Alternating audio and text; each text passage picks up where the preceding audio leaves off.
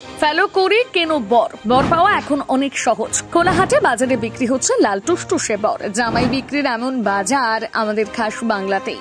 রোগা মোটা কালো ফর্সা হ্যান্ডসাম সব ধরনের বর রয়েছে স্টকে। বাংলার কোথায় রয়েছে বর বাজার দেখুন।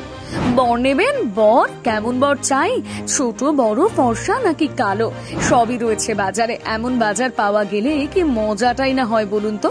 কারণ বর্তমান যুগে দাঁড়িয়ে বিয়ে করা তো আর চারটিখানি কথা নয়, আর বর খুঁজে পাওয়াও অত সহজ ব্যাপার নয়। কিন্তু এবার সত্যি সত্যি বাজারে বর বিক্রি হচ্ছে। আলু পটলের মতন ভ্যানে করে বর বিক্রি হচ্ছে, তাও আবার পাড়ায় পাড়ায় ঘুরে।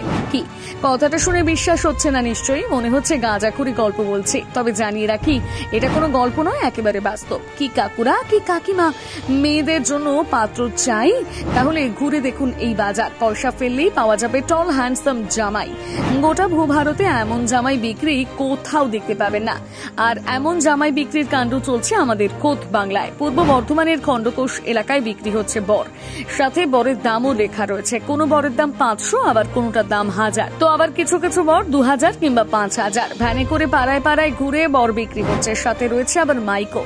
মাইক দিয়ে হাঁক দিতে দিতে বরের দরদাম করছে বিক্রেতারা। তবে 500 টাকার বরের কোনো গ্যারান্টি নেই, তাও জানিয়ে দিচ্ছেন বিক্রেতারা। এমন কথা শুনে স্থানীয়দের পেটে কিন্তু খিল ধরেছে। সেই সাথে পূর্ব বর্ধমানের এমন কাণ্ড দেখে রীতিমতো বাংলার সকলে অবাক। সকলের মধ্যে দ্বন্দ্ব সৃষ্টি হয়েছে, এ আবার কি অনা সৃষ্টিকাণ্ড। শেষে কিনা বর বিক্রি হচ্ছে, এমন দুর্দিন দেখতে হলো বাংলাকে। না না, তবে যারা ভাবছেন বর নিয়ে বিয়ে করবেন, এই বর দিয়ে কিন্তু বিয়ে হবে না, কারণ এটি একটি রঙ্গ তামাশা করার অনুষ্ঠান। আসলে খণ্ডঘোষের বোসপাড়া এলাকায় বুড়ো শিবের গাজন উপলক্ষে বড়সড় অনুষ্ঠান আয়োজন করা হয়। 3 দিনের এই গাজন ঘিরে গোটা গ্রাম মেতে ওঠে আনন্দ।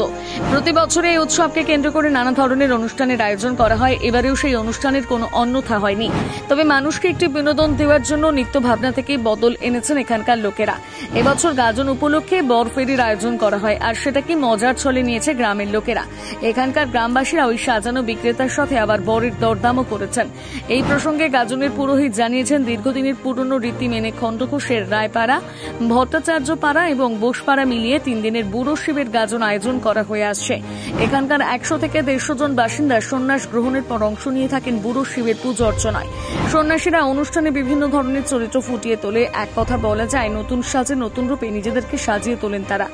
সেই মতো এবার কয়েকজনকে বর সাজানো হয়েছে। তবে গাজন হয় অনেক আগে। নির্বাচনের জন্য এবার গাজনের তারিখ একটু পিছিয়ে দেওয়া হয়েছে। বলা যায় একটু দেরিতে গাজনের উৎসব আয়োজিত করা হয়েছে। সে যাই হোক না কেন, এই বর ফেরির অনুষ্ঠান মানুষের মনে যে বেজায় আনন্দ সৃষ্টি করেছে তা বলতে বাকি রাখে না। কেউ কেউ এমন কাণ্ড দেখে বলছেন, দুয়ারে হাজির হয়েছে বর পরিষেবা।